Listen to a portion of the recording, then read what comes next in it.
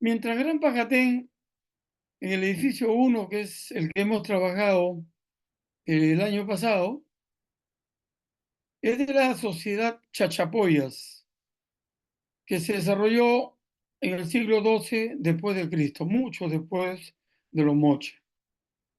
Si hablamos en términos medioambientales, veremos que Huaca de la Luna se ubica en el fondo del Valle Moche, mientras que Gran Pajatén se ubica en la cima de una colina.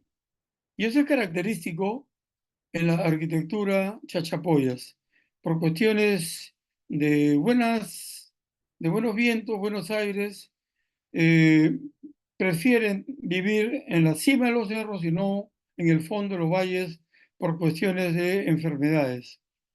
La cuenca, como ya hemos dicho, para la Huaca de la Luna es el Valle Moche, que queda en la costa, apenas a 36 metros sobre el nivel del mar, mientras que Gran Pajatén se ubica en en la cuenca Montecristo, que está en la selva alta, a 2.850 metros sobre el nivel del mar, en la hoya eh, amazónica.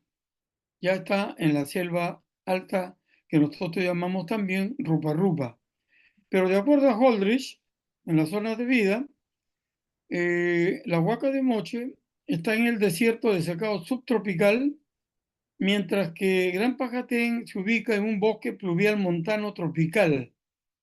Esto nos ubica a Moche con 60 milímetros de lluvia al año, es casi nada, salvo los eventos pluviales de El Niño, los ENSO, que son terribles, y mientras Pajatén está entre 2.000 y 4.000 milímetros de precipitación pluvial. Las temperaturas, como podrán leerlas ahí, que será largo leerlo para mí, pueden verlas rápidamente. Nosotros tenemos un verano de 25 grados promedio, máximo 30. En invierno tenemos un 16 grados centígrados. Como verán, es una ciudad primaveral todo el año. Y la humedad relativa es relativamente baja, 84, 80, 70%, mientras que en Pajatén tenemos humedad relativa realmente que llegan hasta 99%. Si hablamos de arquitectura, la arquitectura Moche se caracteriza por desarrollar plataformas superpuestas, todas de adobe, sólidas. Son dos plataformas, una, la base que es mucho más amplia, con grandes patios y rampas ceremoniales, con recintos y corredores de planta ortogonal. Mientras que Pajatén no desarrolla este tipo de arquitectura de grandes plataformas de 90 por 90, sino son simplemente unidades exentas, casas de planta circular que pueden tener entre 8 metros a 15 metros de diámetro. Una escalinata a eje con el acceso único y que establece dos niveles. Dos niveles, la base, que le llamamos basamento, que no es para uso o no cumple función habitacional, y la parte superior, que sí es la vivienda. Es decir, por cuestiones de aniegos pluviales, prefieren trabajar sobre estos basamentos y aíslan las viviendas, las habitaciones de estos percances que generan las lluvias. La cubierta, como corresponde a toda casa de planta circular, es una cubierta cónica formada con rollizos y paja. Hay que tener en cuenta que este es un bosque muy rico en diferentes variedades de árboles. La técnica constructiva, según los moches, para los moches, lo que trabajamos aquí cerca de Trujillo, son las paredes y estructuras de adobes, mientras que los chachapoyas trabajan con mampostería de piedra corriente y cariada. Los materiales, adobes paralelepípedos, cañas y madera para los moches, mientras los chachapoyas en Pajatén, como en casi toda su arquitectura, un extenso territorio, eh, utiliza piedras calizas, piedras pizarras y morteros de tierra. Aquí está la parte crítica de esta arquitectura, los morteros de tierra. Las superficies arquitectónicas en los moches es algo muy exquisito. La superficie de los templos, no de las viviendas domésticas, de las viviendas populares. La arquitectura religiosa tiene pinturas planas y relieves policromados, todo sobre superficie de tierra. Mientras que en Pajatén las policromías se han perdido por intemperismo. Personalmente pienso que han sido policromadas como un sitio arqueológico funerario que está cerca, en donde ha podido, gracias a su ubicación insertada en uno de los pliegues de un acantilado, ha podido conservar sus policromías, rojo, blanco, amarillo, en fin. En este caso, las lluvias han sido tan fuertes que han lavado prácticamente todas las superficies. Los pisos eh, para moches son tierras apisonadas, mientras que en Pajatén tenemos en el interior de las casas son tierras apisonadas y en el exterior baldosas de piedra, especie de lajas. Bien, espero con ello haberles dado una idea comparativa de lo que significa la arquitectura norcosteña en Perú y la arquitectura norandina amazónica en la parte de la región San Martín, mirando hacia el río Amazonas. Ricardo, perdón, ¿Sí? ¿podés activar la presentación para que se vea más grande las diapositivas? Ah, claro, ahí, Ahí está perfecto. Muchas ahí la dejo gracias. un ratito, ahí la dejo un ratito entonces para que le den una ojeada final. Gracias.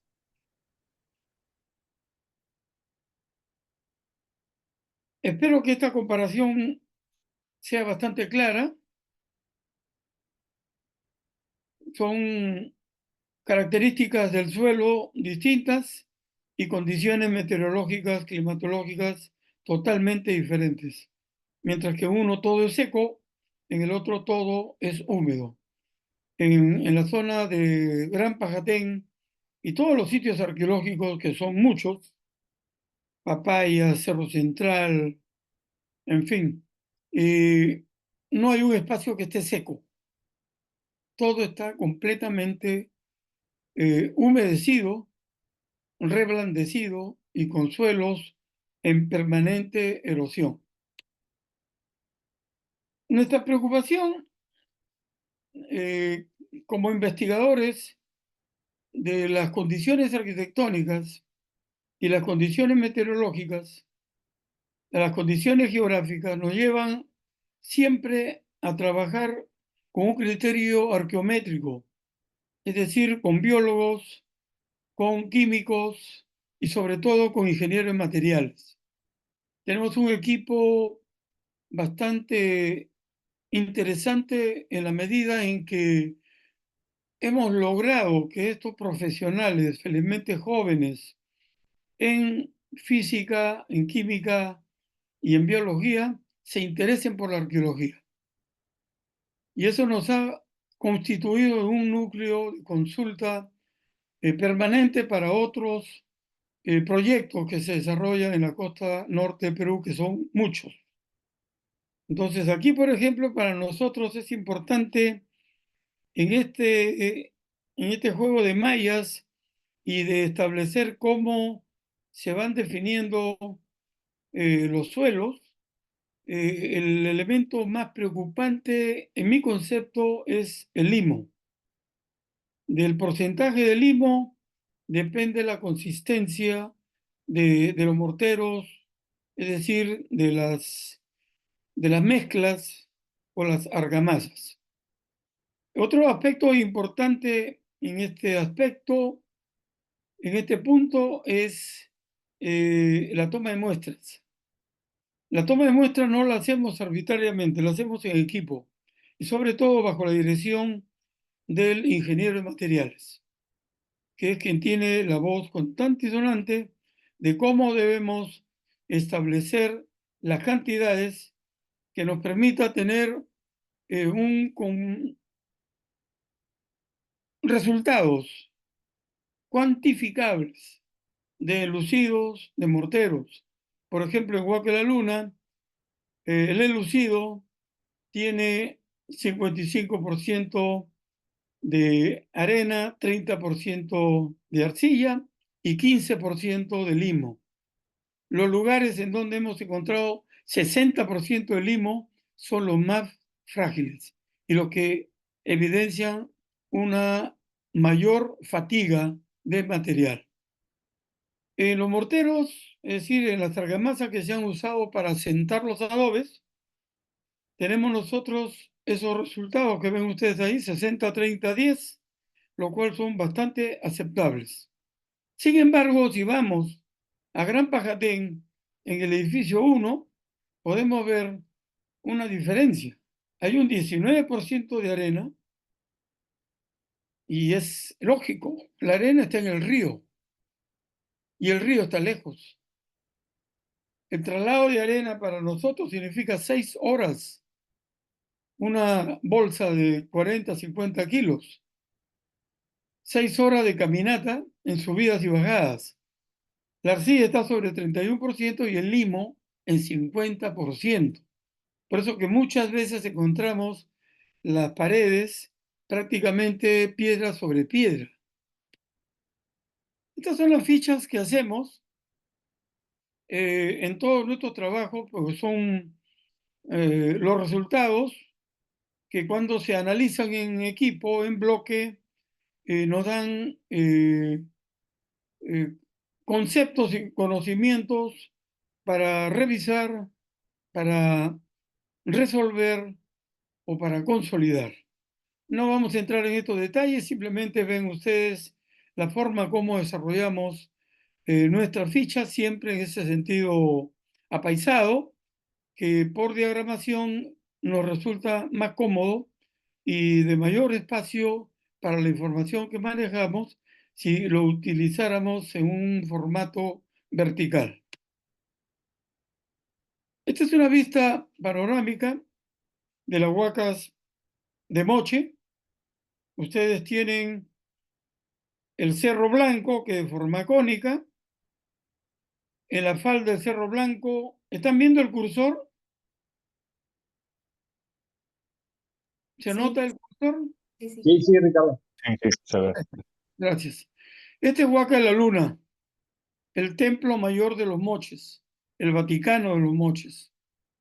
En la cima del cerro hay otra huaca, que le hemos llamado Huaca Cerro Blanco, que fue estudiada por Max Ulle en 1900. Y en la parte baja, que ahora marco con el cursor, está la enorme Huaca del Sol, cuyo nombre en moche es Coapuxaida, no sabemos qué significa, pero en, así se encontró en un documento de archivo. Y esta imagen en el ángulo inferior derecho es una reconstrucción virtual que hemos hecho de la Huaca, considerando que hemos avanzado más o menos un 80% y sabemos la cantidad de murales en cada uno de los 6 edificios superpuestos que se han desarrollado a lo largo de unos 6 o 7 siglos de ocupación. Mérito para World Monument Fund, que nos ha apoyado con una buena cantidad de dinero, $1.600.000, y la Universidad Nacional de Trujillo, que es nuestra casa de estudio superior. Interesante la combinación de cerro, exento, icónico, y el río Moche, que representa a la serpiente. Entonces, felino y serpiente, los dos dioses principales de los moches. Esta es una idea ahora más rápida para que ustedes puedan ver.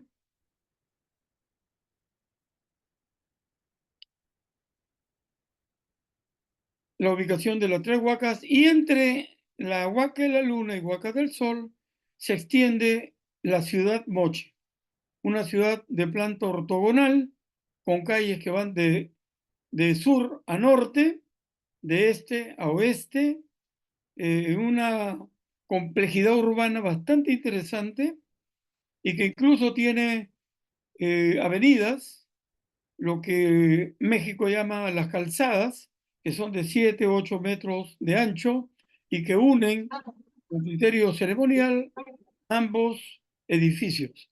La Huaca del Sol, por si acaso, no cumplió una función ceremonial, más bien fue palaciega y administrativa.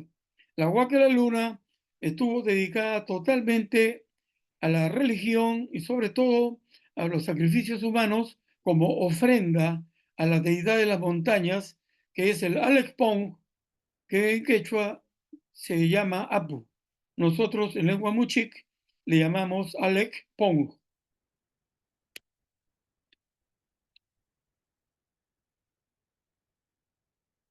¿Y ahora no quiere pasar?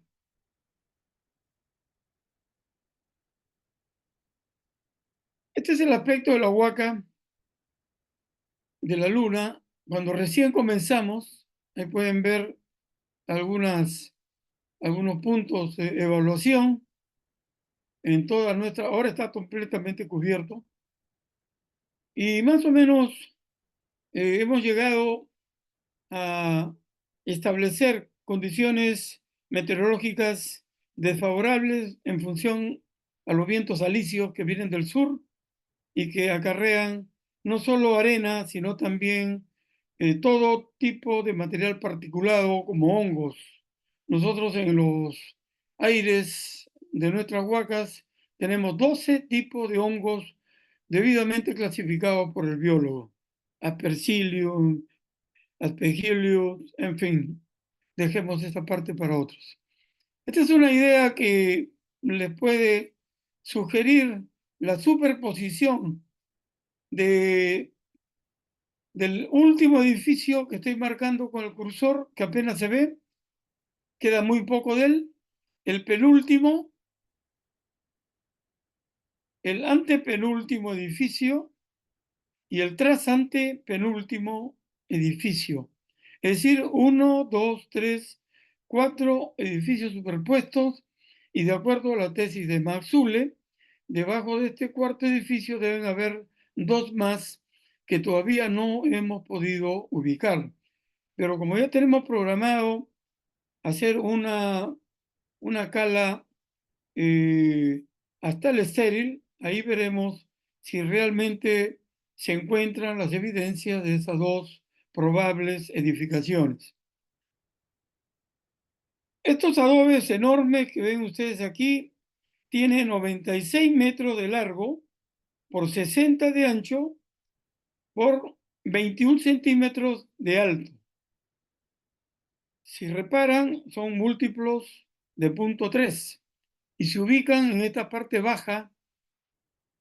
Estos son los adobes grandes, los adobones, y cómo se van sobre esta plataforma, se van colocando los nuevos bloques constructivos y sobre estos se van generando los templos que después se van sellando para construir el nuevo templo sobre la nueva línea horizontal que se genera con este sello o enterramiento del templo antiguo para ser reemplazado por estos templos nuevos.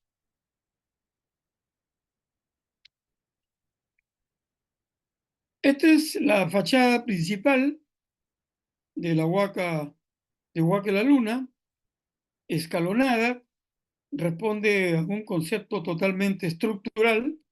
Cada escalón es una suerte de contrafuerte y eso evita que haya desmoronamiento si fuese una fachada de un solo perfil, una sola plomada, porque tiene 27 metros de alto. Entonces, esto nos lleva a nosotros a este escalonamiento y a cómo cada escalón tiene una iconografía diferente. Esa iconografía responde a un discurso iconográfico en base a personajes que forman parte de de la religión y de la sumisión de los seres humanos a esa religión. No vamos a entrar en esos detalles que no es el tema de estudio. Hay otra huaca en el valle al norte del Valle Moche, en donde hay otro templo también de esta misma filiación cultural y que tiene el mismo concepto, el mismo patrón arquitectónico que ustedes están viendo. Son iguales, no solo como proyecto arquitectónico, sino también como discurso iconográfico. Tenemos más o menos unos 12.000 metros cuadrados de superficies arquitectónicas y en la actualidad solo exponemos 1.800 debidamente protegidos.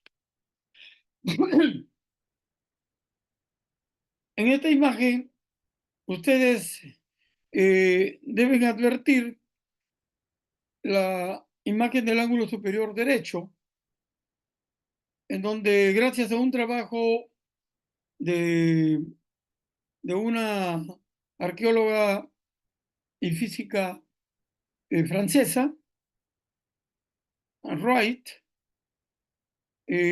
ha sido posible identificar lo que era para nosotros una hipótesis, es decir, constatar en los laboratorios del Museo Louvre que el mucílago que se ha usado para adherir el pigmento a estas superficies de tierra ha sido el San Pedro, el cactus San Pedro, que es un cactus que emite al contacto con el agua una goma. Esa goma, ese mucílago, ese adhesivo permite pegar el pigmento a la superficie y eso es lo que le ha mantenido hasta nuestros días, tal como ustedes lo ven. Lo que están viendo es original 100%.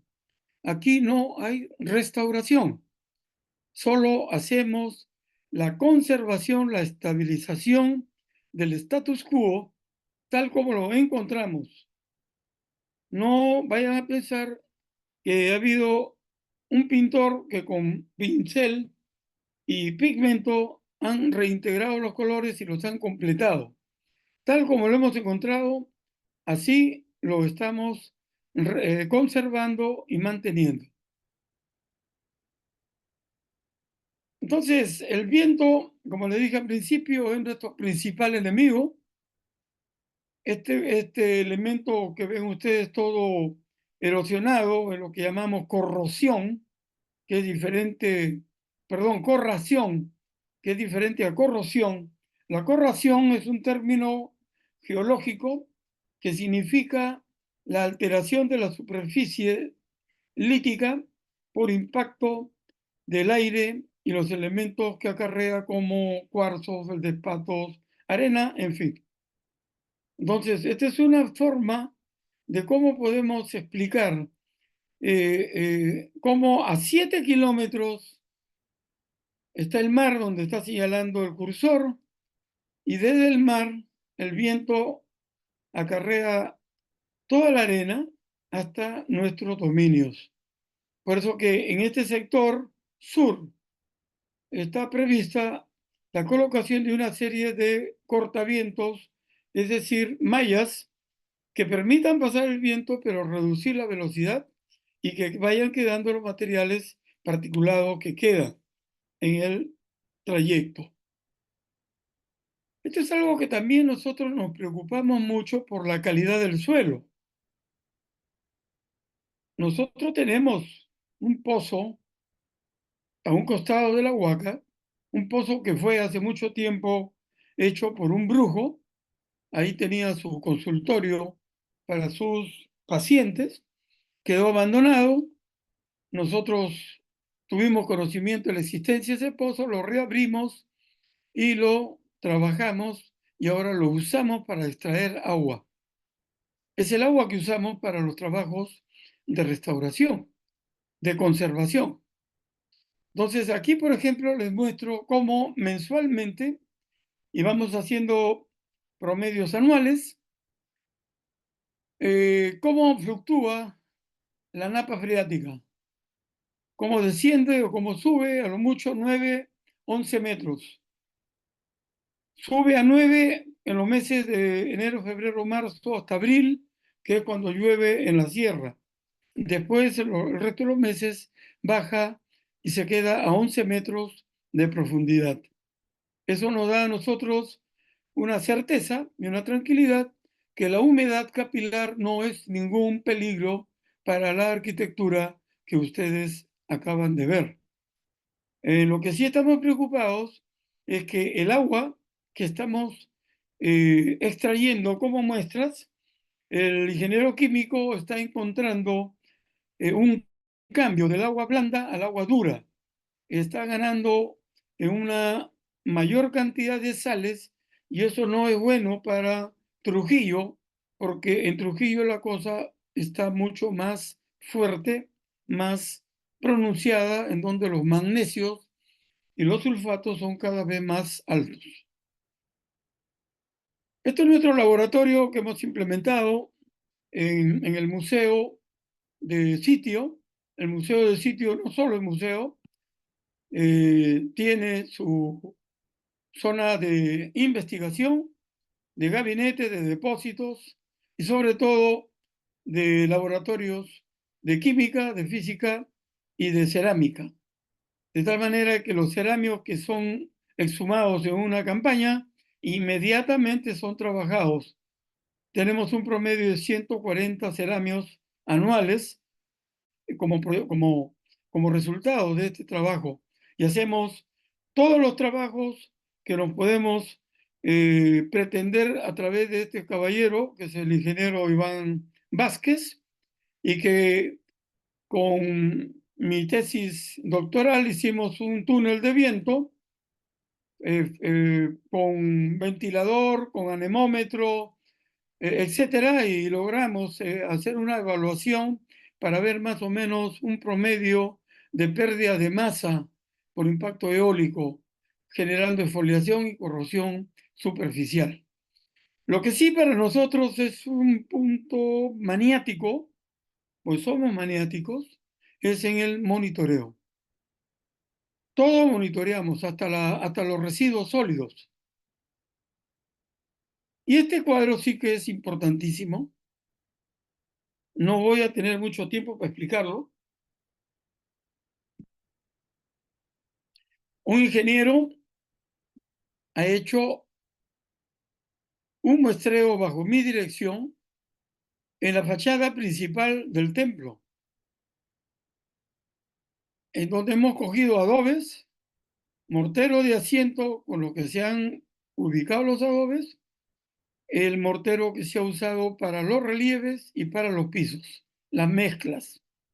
Y aquí tienen ustedes el código de muestras y los escalones que se han evaluado. 7 escalones. Yo les sugiero solamente, para abreviar, que vean que el escalón 1 tiene 69,8% de limo, 23,1% de arcilla. Y de grava no tiene nada. Quiere decir que el escalón 1, a nivel de adobe, ya está expresando una extrema fragilidad.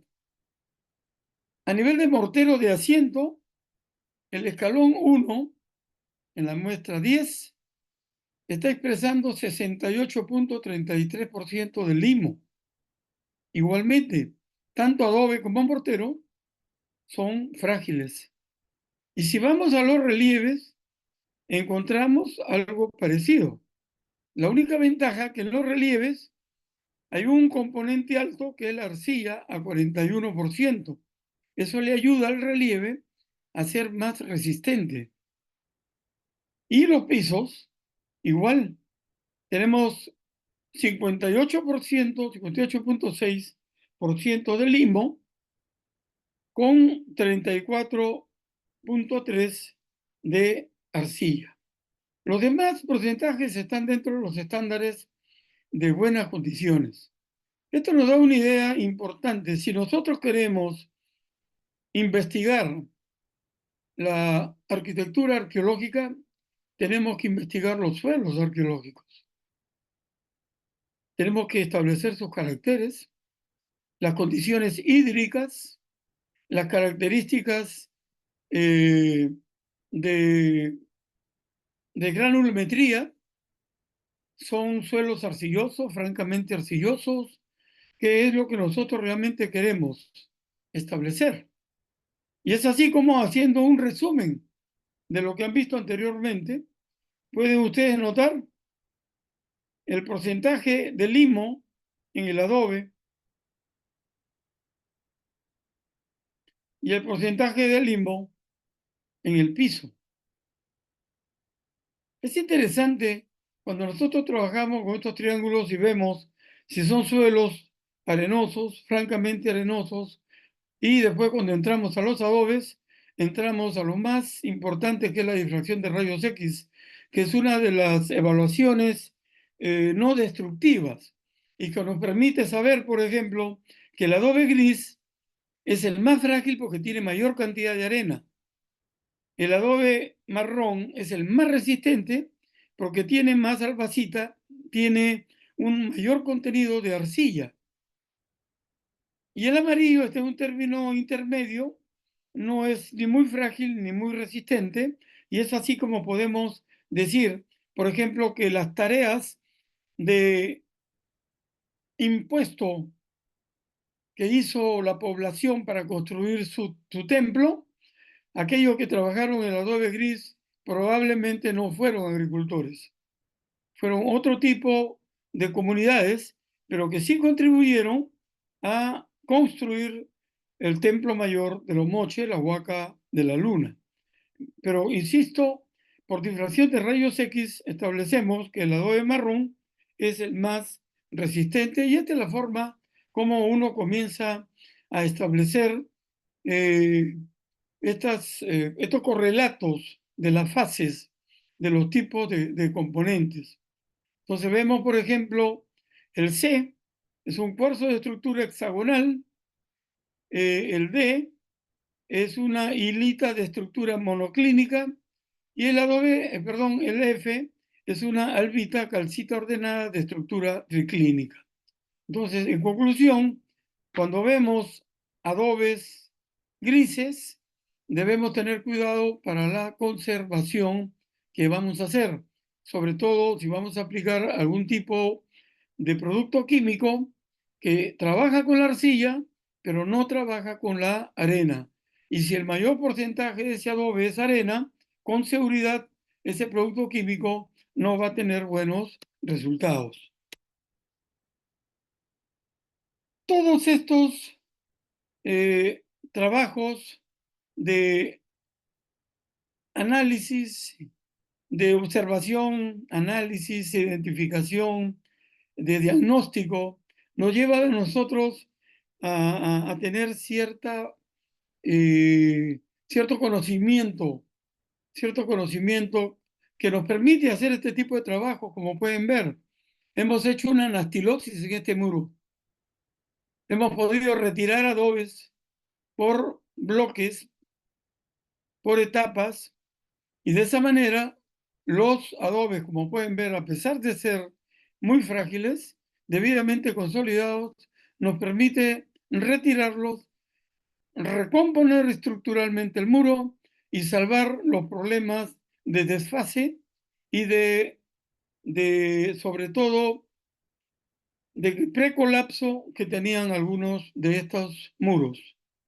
Esta es la pauta clave, creo yo, conocer la composición de las argamasas para saber cómo debemos intervenir bloques o muros de gran tamaño, de gran formato, pero que requieren precisamente esos estudios previos que he mencionado. Ahora pasamos,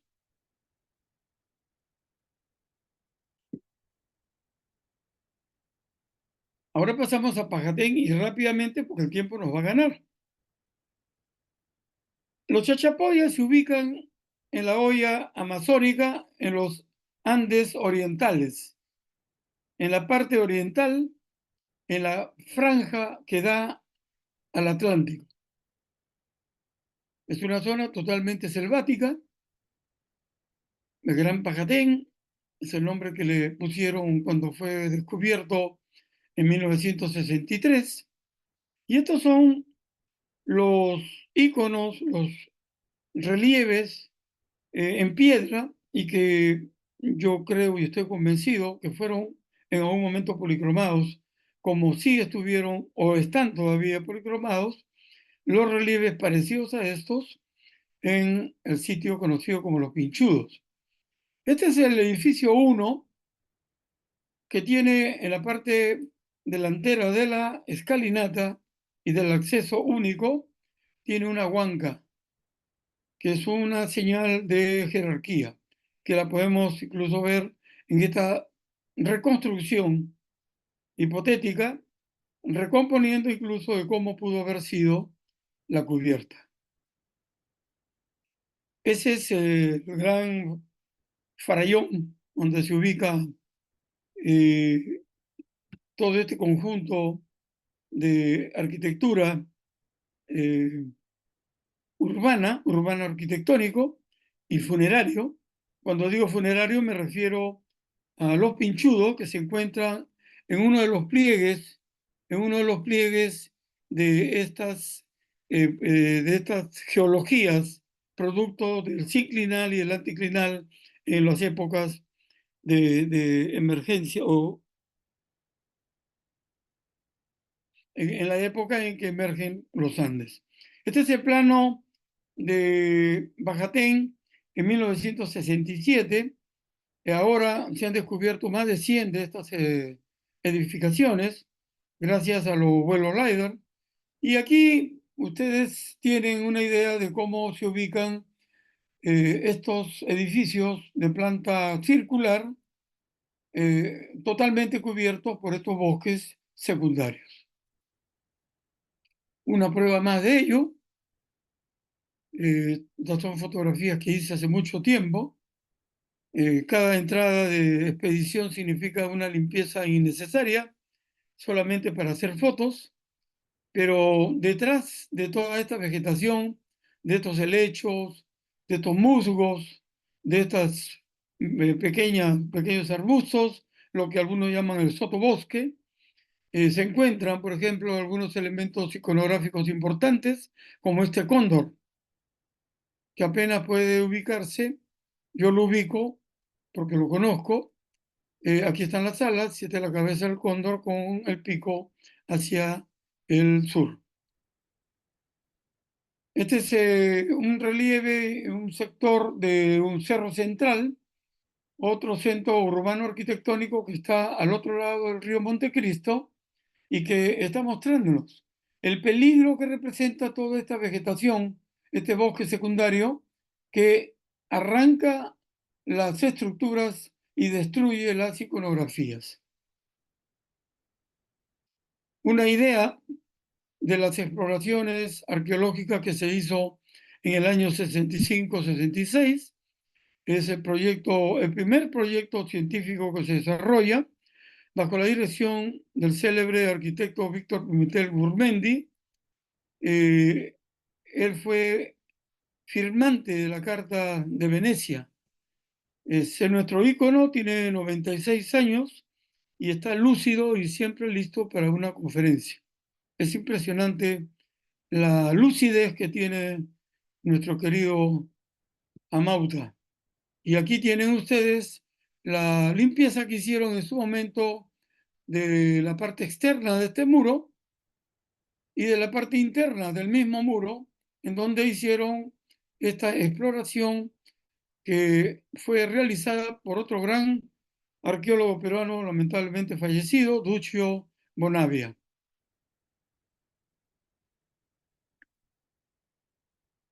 Estas son parte de nuestras fichas, nuestros ensayos, nuestra manera de pensar, qué queremos hacer, qué tipo de ensayo queremos aplicar, clasificación de suelos, términos de humedad contenida, que es tan importante, la granulometría, qué cantidad o porcentaje de materia orgánica hay en los morteros, en fin, cómo podemos establecer la petrografía de todas esas piedras que son calizas y se me fue el nombre, pizarras. Esto es lo que ustedes pueden ver como resultado, ya lo vieron anteriormente, lo estoy replicando, la distribución granulométrica, y aquí tienen más o menos tratar de ubicar lo arcilloso arenoso, las calidades de los suelos, y cómo una vez más vemos que el limo está en un porcentaje alto, lo cual implica que la lluvia fácilmente erosiona estos morteros. Ante estas experiencias y la experiencia que tuvimos en el año 2000, cuando trabajamos los pinchudos para hacer un trabajo de emergencia, que fue hacer una anastilosis al pie del abismo, a 30 centímetros del abismo. En realidad, fuimos bastante audaces, ahora lo reconozco, ahora que ya peino canas, pero en ese momento la idea era salvar ese edificio y lo hicimos y hasta ahora está, a Dios gracias, en buenas condiciones. Las experiencias que tuvimos en Pinchudo manejando morteros nos ha servido para ahora hacer un giro y ahora no hemos traído material de afuera, es decir, de Trujillo.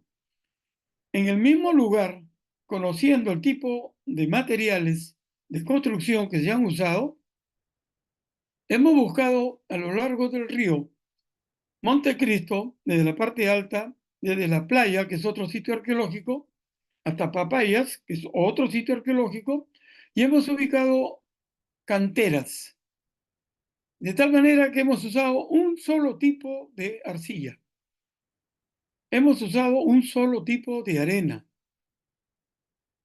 Eso nos ha dado a nosotros un mortero mucho más resistente y además al cual le hemos agregado cal hidratada.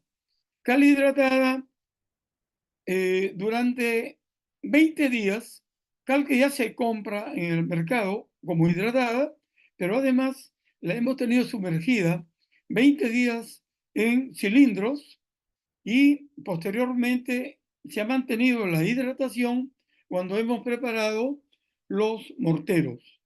Los morteros se trabajan con cal, arena y tierra, arcilla.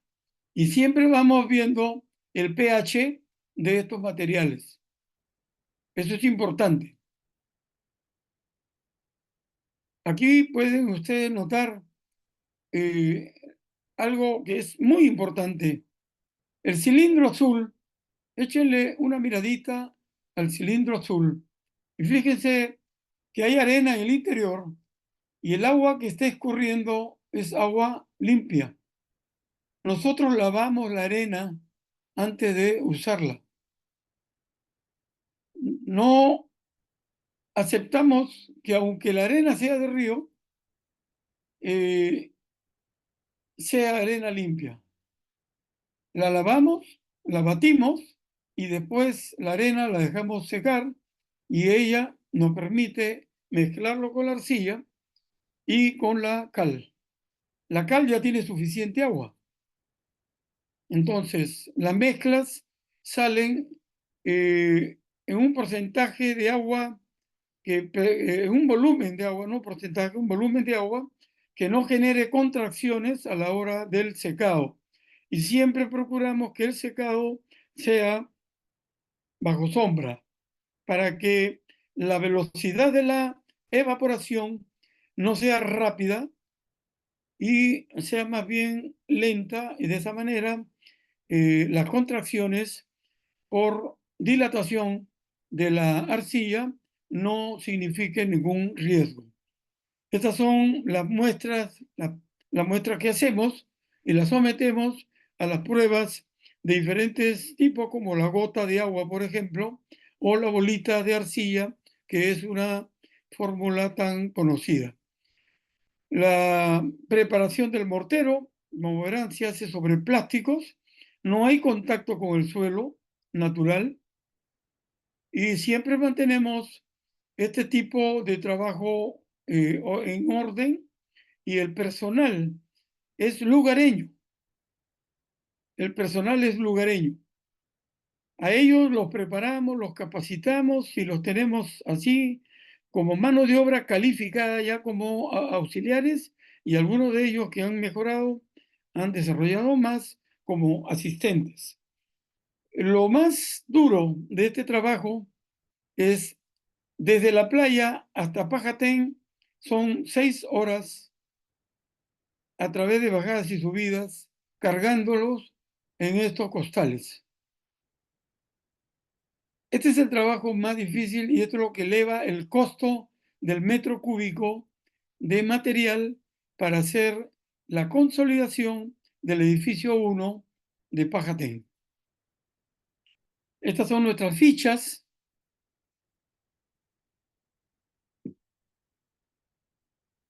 Tenemos todo tipo de fichas, incluso el de patología, que es el espeluznante. Esta es una ficha en donde estamos expresando la planta circular del edificio E1, cómo se ubica el E1 dentro del plano urbano arquitectónico de la época del arquitecto Pimentel Gurmendi, cómo los materiales constructivos en este cuadro se pueden ordenar por caliza, arenisca, apenas se ve pizarra y tierra, y la forma como se ubican en piso, muro, aleros, etcétera. Entonces, tenemos nosotros, como verán, una limpieza y simpleza en la ubicación de la data.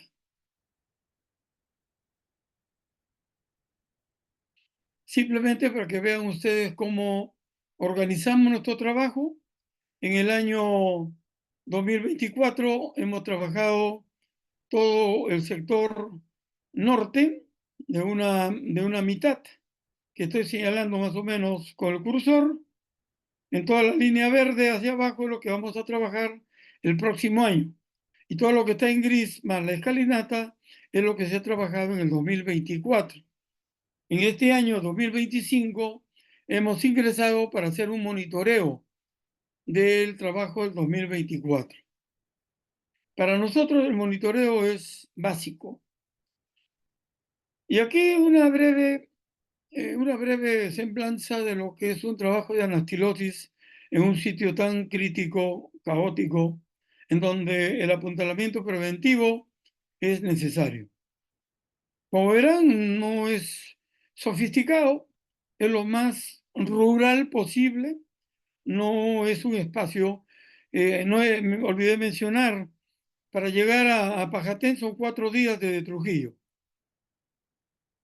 Hay que cruzar los Andes a caballo o en mulo, que son más o menos 14 horas, y luego bajar, una vez que se llega a la Puna, cruzar la Jalca y bajar a pie por la selva 2 jornadas hasta Pajatec. O sea, es una aventura graciosa, muy linda, es espectacular y, claro, con mucho riesgo, como uno de nuestros arqueólogos, el principal, lamentablemente perdió el estribo, cayó y hasta ahora tiene 3 vértebras cervicales fisuradas se rompió una pierna y tuvo unos golpes bastante serios.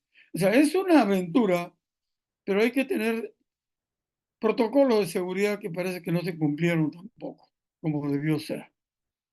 Bien, y aquí tienen ustedes la forma como comenzamos a advertir el trabajo de las raíces. Observen en esta imagen superior derecha cómo las raíces se van deslizando entre la arquitectura y van removiendo los sillares, van removiendo los iconos, aquellos elementos que forman parte de la iconografía mural. Incluso el tallo se desarrolla hacia arriba. Entonces estos hay que cortarlos de a pocos hasta que finalmente quede el tocón, que es lo que se va sacando por partes. Hay que retirar las piedras, pero todas las piedras se codifican. Todas las piedras tienen una codificación, se hacen las fotografías, se hacen las filmaciones. En este trabajo, a Dios gracias, ha habido una alta tecnología. Hemos tenido eh, paneles solares que nos han permitido incluso tener comunicación al minuto y en realidad virtual.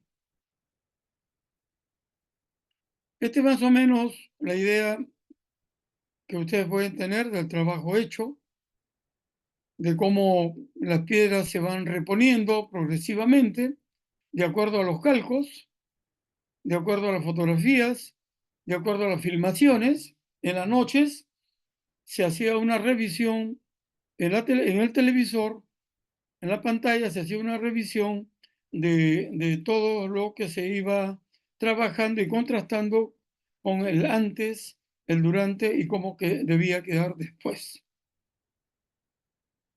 Y esta es una idea panorámica de gracias al conocimiento que tenemos del suelo arqueológico, de las condiciones meteorológicas. Ahora sabemos que el viento es el peor enemigo de Pajatén, no solo la humedad. Y esta imagen inferior es cómo quedó el edificio 1 después del trabajo de anastilosis. Este sector que estoy marcando con el cursor es el que se trabajó y que pueden ustedes advertir en este tramo. La forma como se han ido desmontando cada uno de los elementos y retirando las raíces que han significado ese deterioro estructural.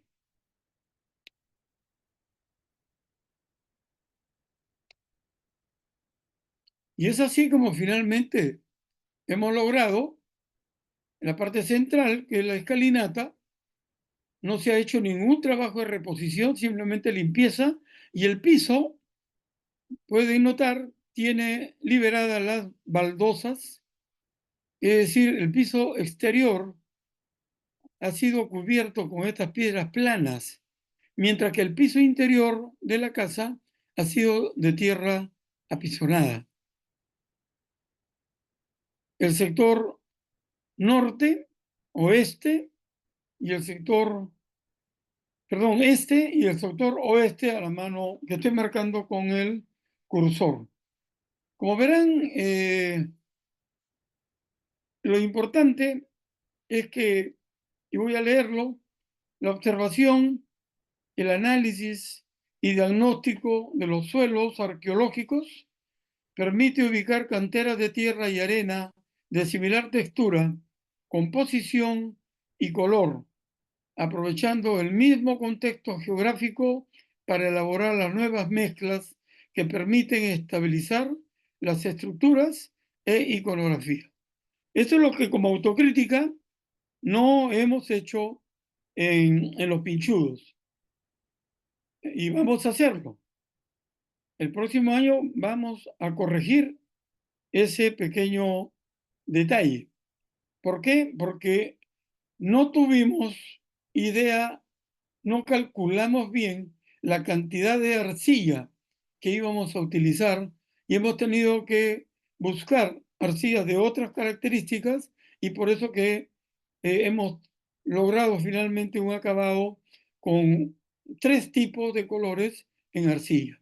Y aquí lo que tenemos es una crominancia única, tenemos una volumetría que es la que tuvo, la hemos recuperado, la hemos consolidado y está debidamente trabajado. Otra cosa interesante es que hemos ideado un sistema de evaporación de la humedad contenida, dejando especie de ventanas, entre comillas, en la parte inferior y debajo de estos aleros, de tal manera que con el viento que corre a 16, 20 kilómetros por hora, es posible que esa humedad contenida se evapore.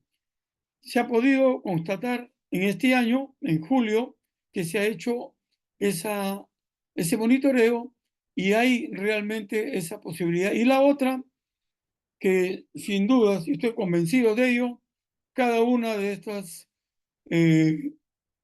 viviendas deben tener una cubierta. Le hemos puesto una cubierta el anteaño pasado y cuando hemos regresado en el 24, la parte protegida estaba completamente seca. Y es fácil de comprender. Cuando los chachapoyas vivieron en estos edificios, en sus casas, aparte que le daban mantenimiento inmediato, ellos vivían bajo techo. Ahora no. Entonces hay que pensar en un sistema de drenaje. Y eso es lo que hemos hecho. Todo un sistema de drenaje de superficie, aprovechando, aprovechando las cotas, las diversas cotas y las curvas de nivel que se han establecido a través del levantamiento topográfico, logramos que el agua de lluvia escurra con una pendiente de 1 o 2% en forma leve, suave, hacia las partes externas del conjunto urbano arquitectónico. En realidad, eh, hay mucho que aprender todavía, pero creo que lo que ya se ha aprendido en un principio está dando resultados en esta nueva etapa. El próximo año entraremos,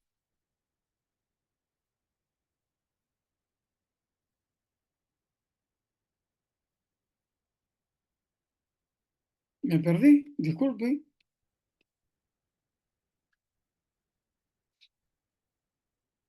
aquí está.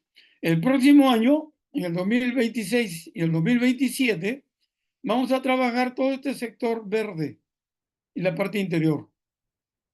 Esta parte todavía no se ha hecho, en este sector no se ha hecho excavación arqueológica y aquí hay muchos restos de las excavaciones que se han hecho al interior, que de alguna manera hay que pasarlo por malla para ver si queda por allí alguna evidencia que sea de interior, de interés. Bien, creo que esa es la exposición que tenía que presentarles. Me he pasado, no, apenas 1 hora y 2 minutos, según mi celular, y ahora estoy dispuesto para las preguntas que consideren convenientes. Ricardo, no, perfecto el tiempo, no, tenemos tiempo, estamos bien, estuvo perfecta la exposición, si quería aclarar algo más o agregar algo más, no hay problema. Bueno, con respecto a esto, wow, qué impresionante los sitios, impresionante a su vez me llama mucho la atención los proyectos de investigación donde tenés ingenieros, técnicos, químicos, arqueólogos, bueno, vos conservador, algo que acá en Argentina no es muy común. En general acá los arqueólogos son todólogos y terminamos haciendo de todo un poco y así también nos va, pero no, me encanta, me encantaron las dos problemáticas. Me encantó que hayas tocado varios temas que nosotros tocamos durante el cursado, o sea, durante el dictado de la materia. Varios análisis los hacemos en la facultad y lo hicieron este año los chicos, así que la verdad, hermosa la exposición, muy linda. Y bueno, abrimos las preguntas. No sé, yo tengo varias, pero bueno, eh, ¿alguno quiere preguntar o ¿Cree que comentar es algo? necesario retirar la presentación No, no, no.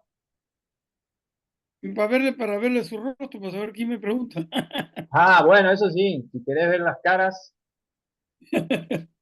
eso sí, podés sacar la presentación y ahí nos vemos más grandes ya. O Yo, vos si nos me ves. permitís, María, yo, ¿Eh? Si me permitís, Mariano, no tengo preguntas, sino al contrario, felicitarlo a Ricardo por la exposición, me pareció fantástico.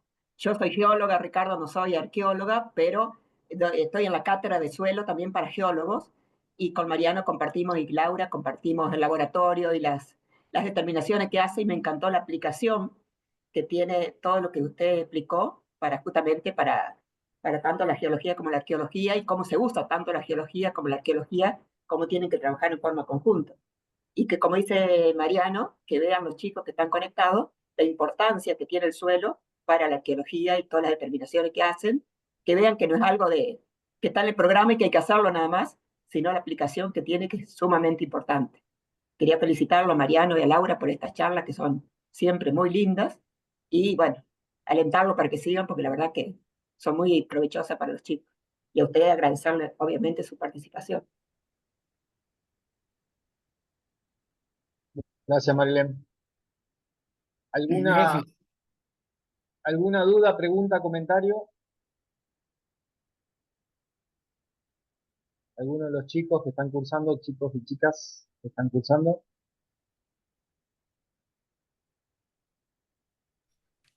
Hola, no sé si se me escucha ahí. Sí, Sí, sí. Valentina, te escuchamos. Yo más que una pregunta, un comentario, nada, era agradecer un poco porque, bueno, nosotros tenemos una materia que se llama Arqueología Americana 2, en el que vemos todo este tema de los moche, por ejemplo, em, pero lo vemos como desde otro sentido, me parece muy, muy valioso y diferente poder verlo desde este análisis más como decía Mariano, más comparativo, más no sé, desde un lado de la conservación, de lo que uno puede hacer también desde la arqueología. Así que bueno, nada, era más que una pregunta, un comentario de agradecerte, bueno, por darnos esta otra perspectiva de todo lo que se puede hacer. Gracias, gracias. Y la verdad que estoy contento porque veo que va a haber un efecto multiplicador consistente. Y eso es lo que quiero. Sí, sí, así es. ¿Alguien más?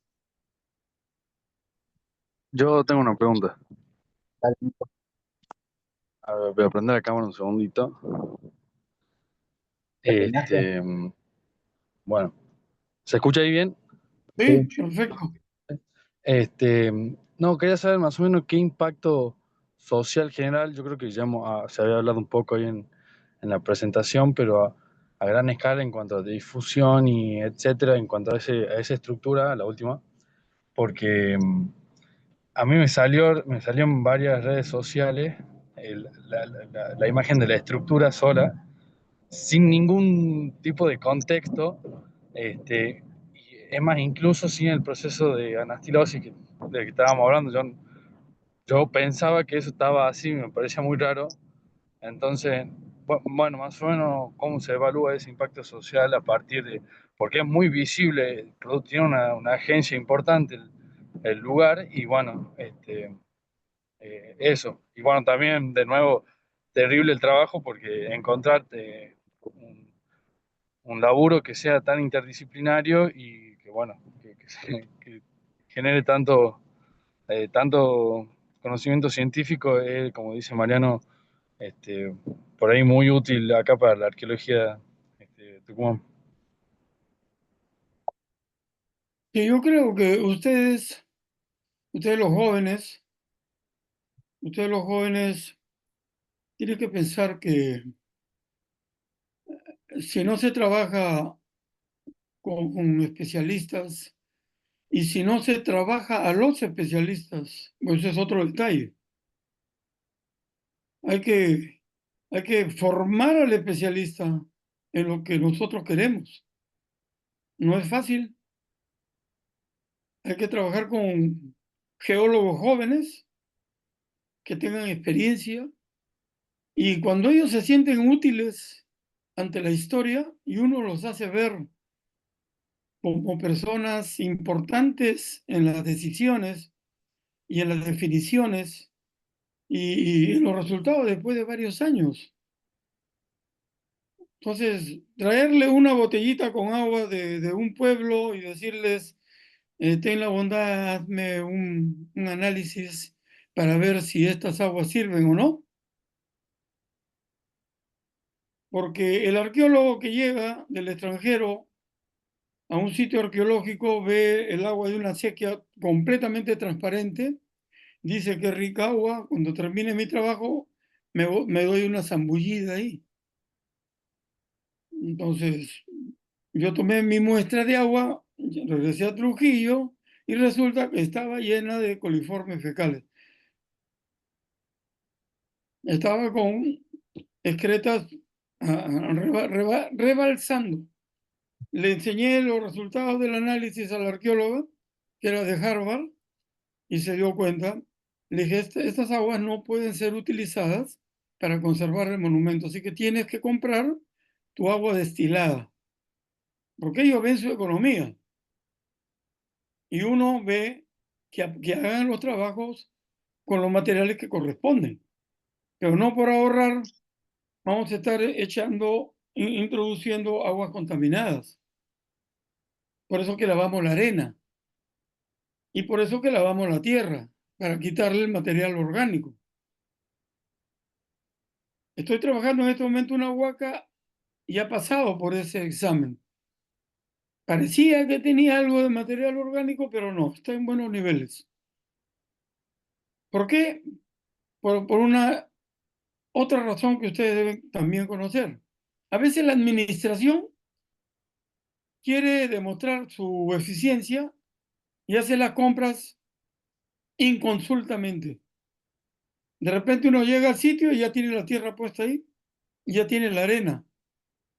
Y uno dice, pero mi práctica no es usar lo que ustedes me ponen de frente. Yo tengo que ir a la cantera, sacar una muestra y llevarla al laboratorio. Si el laboratorio me dice, está bien, entonces voy a la cantera y digo, de esta cantera quiero el material. Y esa es la forma como la metodología de la intervención de un sitio debe comenzar por los suelos, la limpieza de los suelos. De lo contrario, todo aquello que está contaminado en el piso luego asciende por humedad capilar y la humedad capilar no perdona nada. Simplemente succiona y lleva a las partes eh, paradójicamente más débiles o más frágiles del monumento. Entonces, por ejemplo, lo que les acabo de mencionar es eso. Yo he devuelto la arena, una volquetada, 8 metros cúbicos de arena. Me dice, pero ¿qué voy a hacer? Regálenla en el pueblo, alguien debe necesitarla. O úsela para una cimentación de cemento. Pero aquí tienen ustedes un río seco y en ese río seco hay arena. Hemos analizado esa arena y es la que sirve. Y además, como le dije al final, esta arena está buena, está limpia y es gratis. No le cuesta un sol el kilo de arena. Entonces, todo comienza por una planificación que parte de estas experiencias, de lo que ya uno caminó, de lo que los viejos hemos hecho trocha al andar. Yo tengo 79 años. El próximo cumplo ya mis 80, mis primeros 80 años. Y todavía estoy cabalgando y enseñando que es lo que más me interesa y me gusta.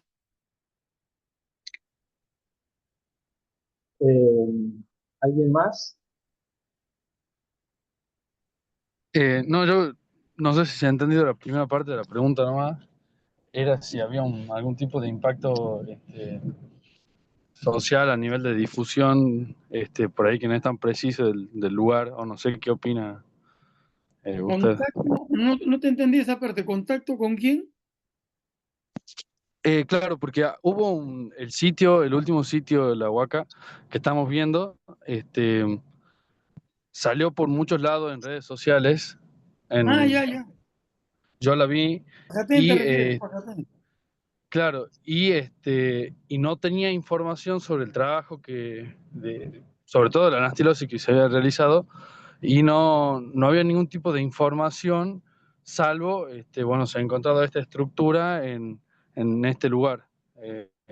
Entonces no sé si hay algún problema de difusión o cómo es su perspectiva en cuanto a en Sí. cuanto al manejo de la información, porque yo digo, bueno, un trabajo tan grande que lleva tanto tiempo y requiere tanta cantidad de profesionales para desarrollarse, por ahí se ve un poco, no voy a decir opacado, porque el trabajo no se opaca, pero sí no suple las necesidades, porque por ahí es justamente generar información. Ya, comprendido. Hay varios fragmentos de esta intervención y uno de ellos es sobre la anastilosis. Y World Monument Fund lo está proyectando en las redes sociales. Si no les ha llegado, yo me comprometo, yo voy a llamar ahora a Lima para que me pasen los videoconferencias y pasársela a Mariano para que él se la proyecte a ustedes y ustedes la tengan. Incluso esta conferencia que acabo de presentarles, se la voy a pasar a Mariano para que la distribuya entre ustedes. Lo mismo está grabada, ¿no? Estoy grabando, Ah, mejor entonces. pero Ya, medio ya. cortado. Si vos la tenés grabada desde el comienzo, pasámela porque yo me olvidé de comenzar a grabar el minuto cero, así que, bueno, sea bienvenida también. No, yo no lo he grabado, pero me refiero a Ah, el la PowerPoint. presentación, el PowerPoint. Bien, bien, bien. Bien, dale, bienvenido. Yo me quedé con voy a pasar a algo más técnico, eh, para que le explique a los chicos. Hablaste de los límites de Atterberg en los Adobe de la Guacamoche. ¿Podría explicar un poquito qué aplicación le das a esos resultados del límite, sobre todo el límite de líquido y el límite plástico? Claro. ¿Cómo aplicás esos resultados de los límites de Atterberg a la hora de evaluar la integridad o la estructura de los adobones y de los adobes de la Guacamoche? Hay tres tipos de arcilla, todos sabemos, y la arcilla la más peligrosa es la, la arcilla expansiva, aquella que tiene un nombre kilométrico y trabalenguas. Yo tengo dificultades para pronunciarla, Molivianita. eso. Yo le tengo una cólera a ese nombre, pero en fin.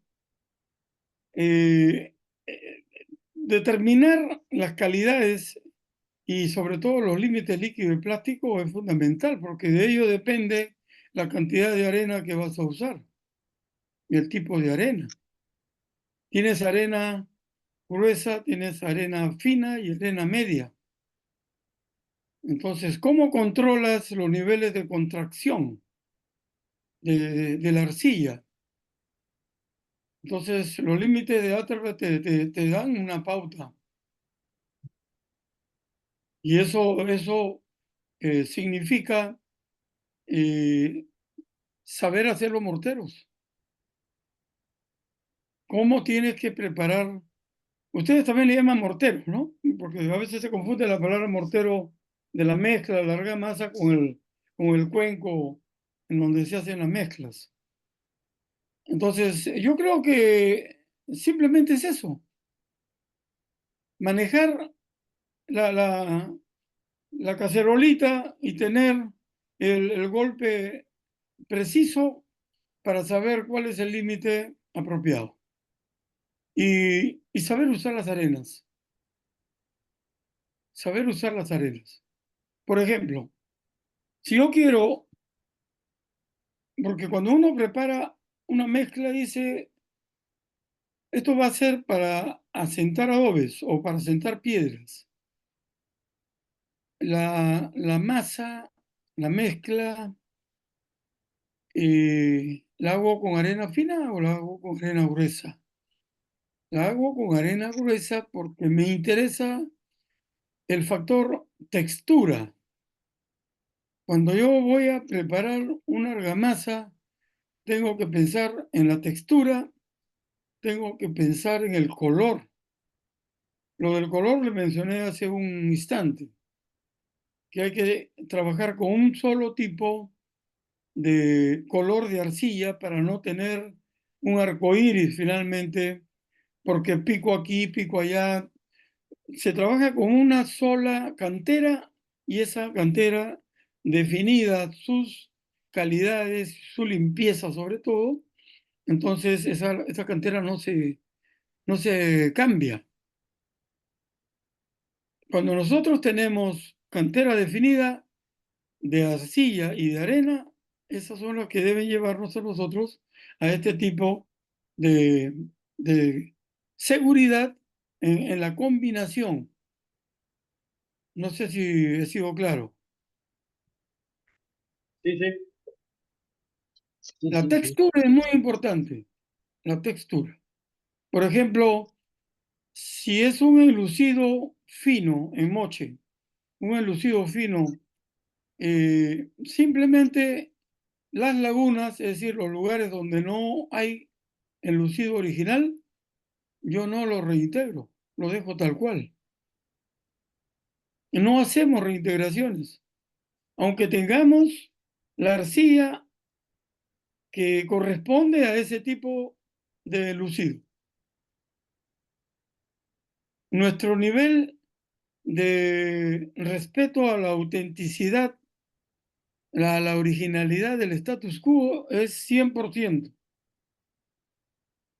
Si le falta un ojo, pues el ojo queda así, tuerto, como digo, de Almagro, pero no hacemos reintegraciones. Y las reintegraciones tienen que ser en función a las calidades de la arcilla, pero cuando cumplen fines estructurales. Es decir, en Moche nosotros no hacemos reintegración de lucidos, no hacemos reintegración de muros. Hacemos calzaduras, sí, con adobes nuevos, no con adobes originales. Y el adobe nuevo va marcado con el año en que se fabricó. 2025 va marcado y eso se coloca en esa condición. Bien. El otro asunto son las cabeceras de muro, que siempre generan problemas. Por ejemplo, en Pajatén hemos comprobado que todas las cabeceras de muro que se han trabajado con esta arcilla que ustedes han visto, que ha sido evaluada, se han traído a Trujillo, se han evaluado en los laboratorios de la universidad y se han retornado con las recomendaciones del caso. Es decir, las mezclas en porcentajes que se deben hacer, tanto volúmenes de uno como del otro. Durante un año, este edificio 1 de Pajatén ha sido sometido a lluvias intensas. Todo el año llueve. Llueve entre 2.000 y 4.000 milímetros. En Huaca de la Luna son 60 milímetros y esto es. Entonces, la lluvia en Pajatén es permanente. Sin embargo, las cabeceras de muro no han sido afectadas. Incluso con cuchilla, con clavo, se ha golpeado con la punta y ha soportado el impacto. La dureza, la textura, el color. Esos son factores que uno tiene que calificar en la evaluación, en el monitoreo. Y eso parte de los límites líquidos y límites plásticos.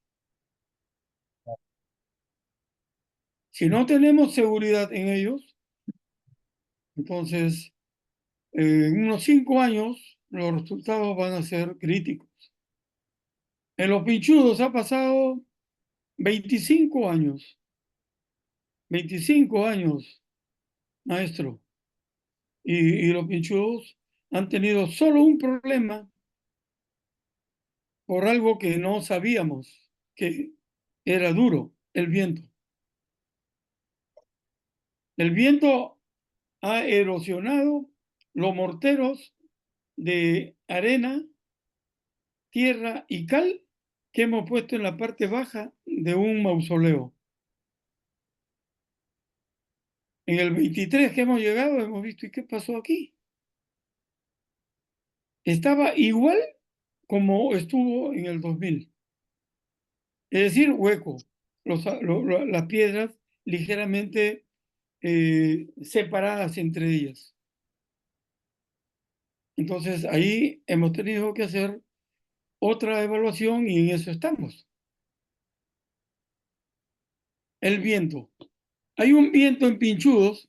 El viento, perdón, Pinchudos está mirando hacia el norte.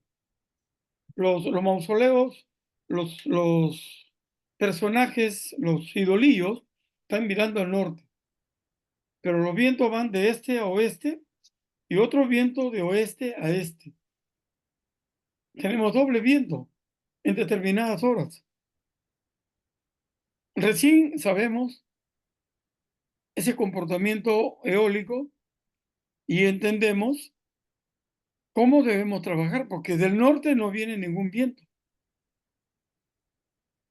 Son vientos simplemente laterales y se complementan entre ellos para afectar y dañar el mortero que pusimos en el año 2000.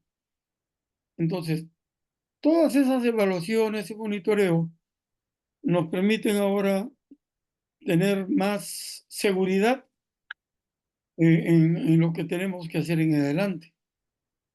Hay errores, hay que ver los errores, decir, este es mi error, hay que corregirlo y enseñarlo, no esconderlo. Muy bueno, Esa muy bueno. es la parte ética. Claro, claro. Me encanta porque todo lo que nosotros vemos como factores formadores de suelo, el clima, la topografía, el relieve, etcétera, etcétera, lo estás aplicando exactamente para la conservación. O sea, me encanta ver que los chicos también vean cómo se forma el suelo a nivel de conservación del sitio arqueológico, lo puede destruir o no. Entonces, bueno, está bueno ver esa otra mirada de los factores que vimos en clase y relacionado en este caso con la conservación de los sitios. Así que, bueno. ¿Alguna duda, pregunta, comentario? María ¿Algo más? Eugenia, Rocío, Lucía, Sandra, Marcos, Están todos y sí, excelentes. hay más todavía.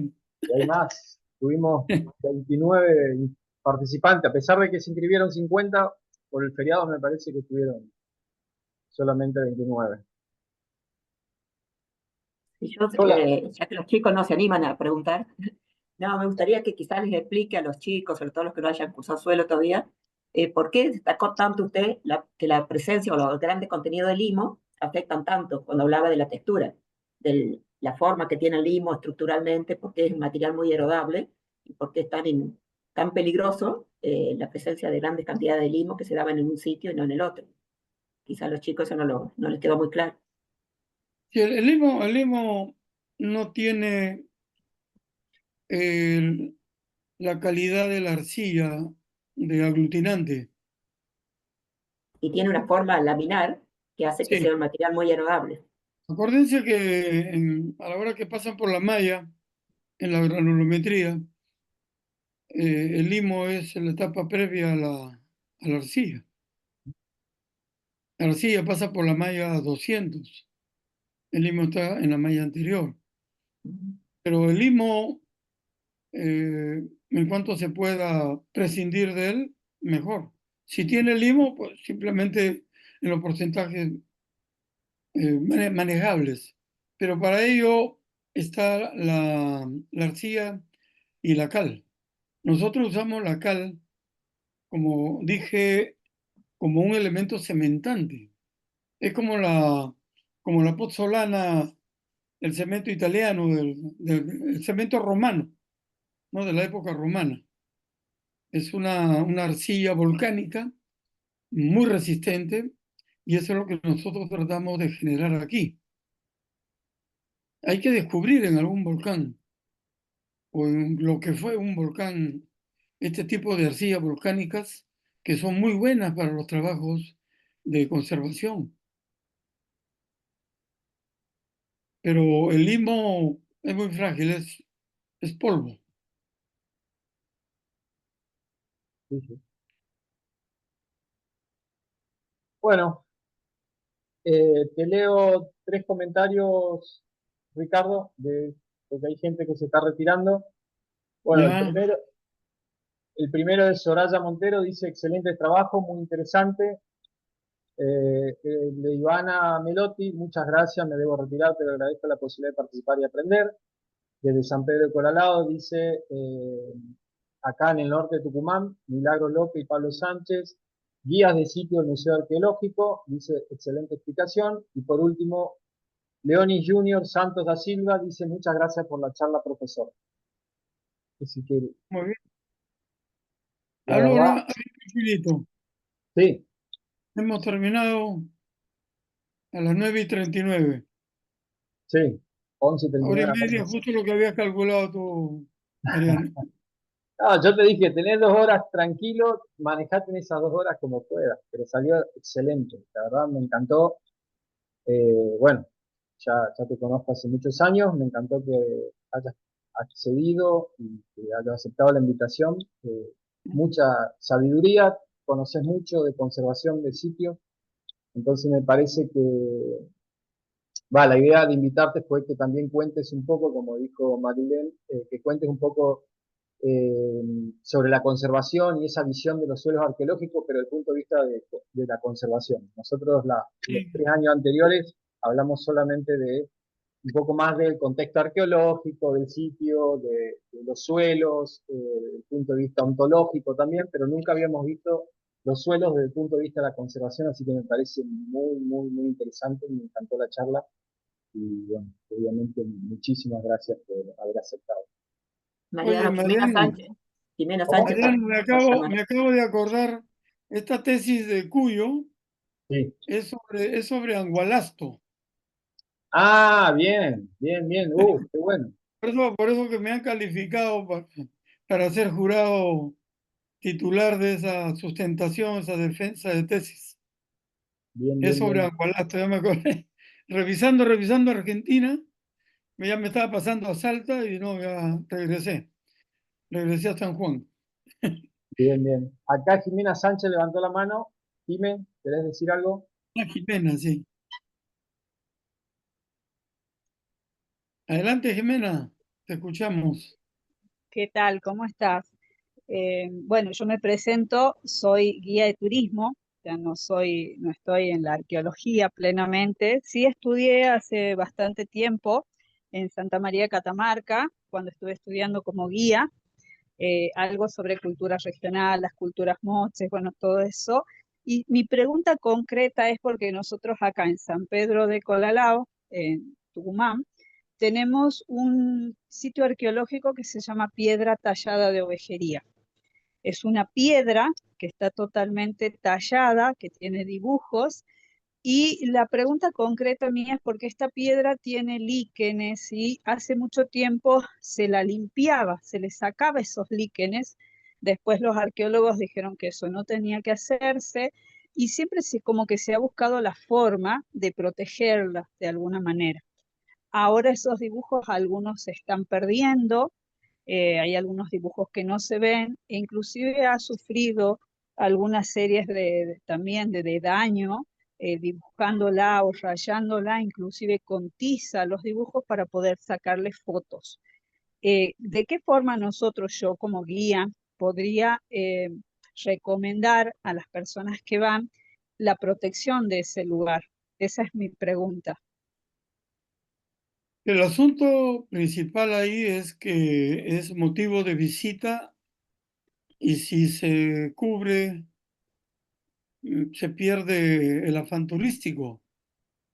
y la idea es que haya visita para generar una multiplicación de los valores, el valor arqueológico, el valor estético y el valor tecnológico, que son los tres valores intrínsecos de ese bien cultural. Ahora, si desarrolla líquenes, el líquen puede generar un daño, pero es microscópico, tendría que pasar cuántos años para ver un daño que sea preocupante.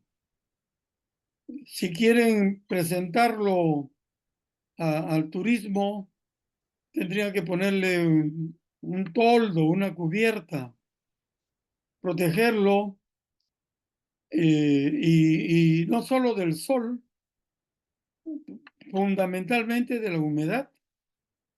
Y la humedad corre con el viento, entonces tiene que ver por qué, cuál es la dirección del viento, es de norte a sur, de este a oeste, y ponerle un parador de viento ahí para que no afecte la piedra, que es donde el icono se está degradando. Pero es un poco difícil dar una recomendación sin saber exactamente y solo con la imaginación. Entonces es una piedra que tiene, es un petroglifo, no entiendo que así se debe llamar. Es un petroglifo, una piedra grande, por decir de un metro cúbico, y que una de las caras, la de encima, tiene una representación de algo, un icono, y eso es lo que hay que ver porque ya tiene un valor simbólico en Tucumán. Entonces, hay que protegerlo. La única forma es protegerlo de la intemperie. Y la intemperie es viento, es lluvia, es humedad y es insolación. No porque sea piedra, no es afectada por la insolación. Hay un proceso de dilatación, contracción. Ahora, si le salen líquenes, no le salen musgos, Jimena.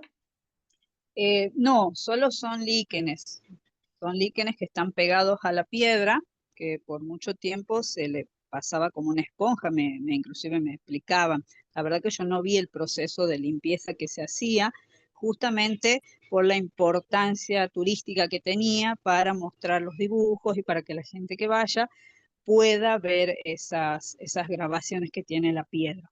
Pero después justamente fueron los arqueólogos que hicieron la recomendación que no se haga ese trabajo de rayar la piedra o de limpiar la piedra, sacarle los líquenes, porque el líquen no dañaba, sino era el daño mayor al hacer la limpieza. Que inclusive el líquen protegía un poco de todos esos factores que está diciendo usted, el tema del agua, la lluvia, la protegía la piedra para que no se siga degradando, que a veces el limpiarla la dejaba expuesta a la piedra. Así es. Entonces, ese petroglifo está nombrado como patrimonio de la provincia, pero hasta ahora no se logró una protección, digamos, en la práctica, solamente en la Es teoría. el único petroglifo que tienen en esa zona? Hay otras piedras que también la idea hace mucho tiempo, justo Mariano estaba formando parte de un proyecto que se quería realizar, que se llama Proyecto Arqueológico, que era justamente hacer la conservación de estas piedras, estos petroglifos que hay en diferentes lugares, que están como marcando inclusive las zonas, ¿sí? Porque nosotros tenemos un valle que se dice que fue cultura candelaria, pero inclusive cultura candelaria no tenía nada en piedra, entonces como que es mucho más antiguo todavía. Y hay algunas piedras que han sido encontradas. No se hizo una investigación un poco más a fondo, y inclusive esta piedra tallada está protegida por territorio de la comunidad originaria. Entonces, por ahí es como que se impide un poco la intervención de otras instituciones. Inclusive nosotros como guías estamos en una fundación tratando de lograr la protección también de ese lugar, pero la comunidad está como que reticente no a la protección, pero sí a mostrar el espacio, el lugar. Nosotros entendemos por qué, porque es el daño que se está generando, pero bueno, en esas pujas que hay no se logra todavía la protección de esa piedra, que es el lugar más grande, porque es una piedra bastante grande, tiene como una forma de una carpa, y tiene cerca de 45 dibujos, toda, Ah, digamos, es bastante, digamos, emblemático el lugar, inclusive todo un está en libro. un lugar, claro, en un lugar alejado, y la comunidad, los arqueólogos nos dicen que es un lugar sagrado, que es una huaca, que ha sido elegida por las comunidades originarias para realizar ese trabajo que está marcado ahí, y la comunidad justamente lo toma como un lugar sagrado. Entonces hay algunos intereses ahí que no están siendo tenidos en cuenta para la protección. O sea, nosotros decimos, el común nuestro es que se proteja, más allá de que después se la muestre o no, como sea el manejo del espacio, la idea es la protección del lugar, porque la verdad que la piedra se va deteriorando cada vez más. Nosotros hemos notado a lo largo de estos años que se han ido perdiendo dibujos. Entonces, por eso era justamente mi pregunta con respecto a eso, cómo se podía de alguna manera lograr proteger ese espacio. La única manera de darle un uso social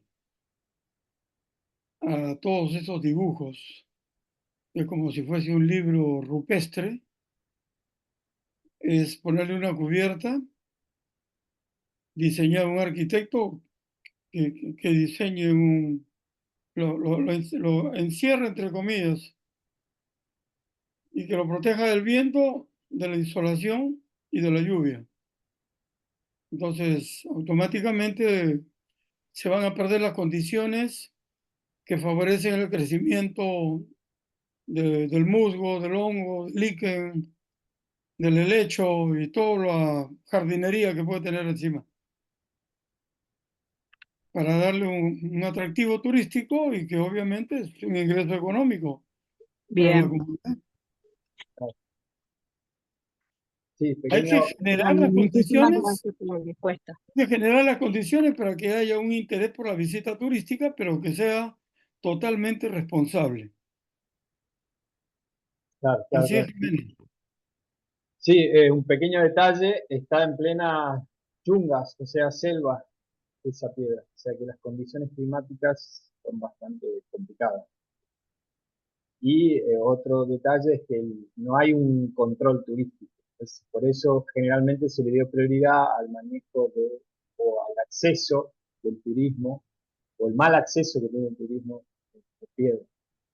Entonces, por eso la prioridad está puesta en eso, en controlar el turismo primero, porque suben motos arriba de la piedra, suben las familias, se saca fotos, bueno, hay un montón hacen graffiti. Entonces, bueno, ahora el problema principal es el turista, digamos, o el turismo no Ajá. controlado.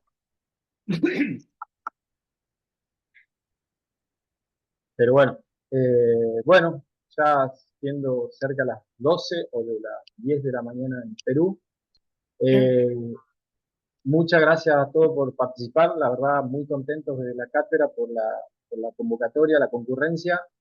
Los esperamos el miércoles que viene con la próxima charla a la misma hora, pero con otra temática diferente, que la va a dictar nuestro compañero y amigo Salvador Arano Romero desde Bolivia. Así que bueno, muchas gracias a todos por participar, nos vemos el miércoles. Ricardo, ¿te quedas un ratito? Así charlamos un ratito. ¿Ya? Bueno, gracias. Gracias. Chao, hasta luego, Chao, gracias. chao. Adiós. Muchas gracias. Muchísimas gracias. Gracias a ustedes por su tiempo, por escucharme, por hacerme feliz.